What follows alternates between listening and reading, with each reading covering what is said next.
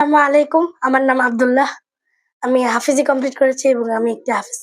বড় হয়ে একজন মেরিন ইঞ্জিনিয়ার বা পাইলট হতে চাই।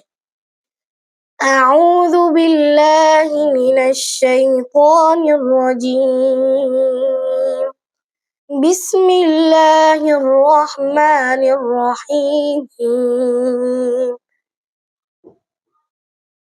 সিবগাতাল্লাহ ومن أحسن من الله صبغة ونحن له عابدون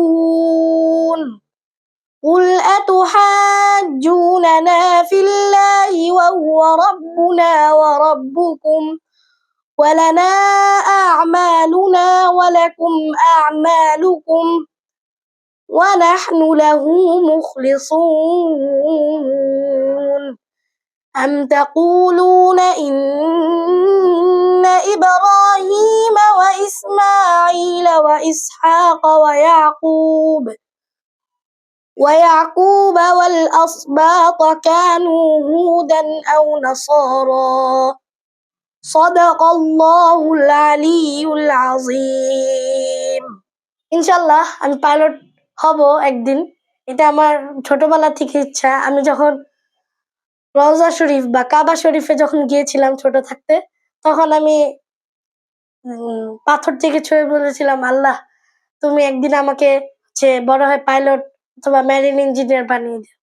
ছোট থেকে আমার পাইলট হওয়ার ইচ্ছা। আমি অনেক ভালো প্লেন বা এয়ারক্রাফটিং বানাতে পারি, এটা আমার দক্ষ। এই জন্য আমি বড় হয়ে পাইলট হতে চাই। এখন আমি বাসায় ড্রোন উড়াই, বা এখন আমার কাছে প্লেন সম্ভবত যেগুলো আমি বানাই সেগুলো আমার ভাই ছিঁড়ে ফেলে। এই জন্য আমার প্লেন গুলো রাখতে পারি না। বহু ঘন্টা বা ১.৫ ঘন্টা ধরে বানানো হয় প্লেন গুলো, শুধু কাগজের, মোটর বাদে। আমার পরিবারের আমার সারাক্ষণ আমার সাথে আমার যমজ ভাই থাকে, ওর নাম হলো আফতাহি। তোমাকে প্লেন বানাতে কে অনুপ্রেরণা দেয়? ইউটিউব। তুমি কি মনে করো ইউটিউব দেখে প্লেন বানানো সম্ভব? জি, সম্ভব।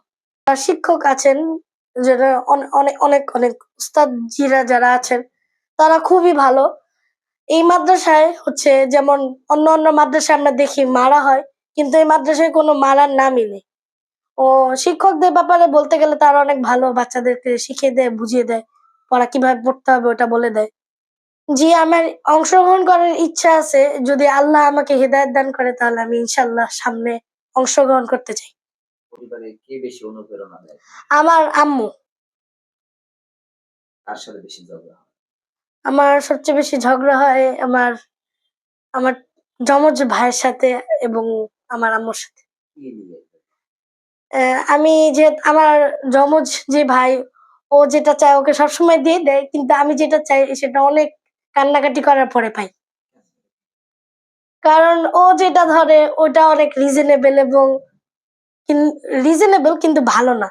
কিন্তু আমি যেটা ধরি যে ওটা রিজনেবল এবং ভালো, অনেকদিন টিকবেও। কারণ আম্মু বেশি দিতে চায় না। জি না, দিতে চায় না।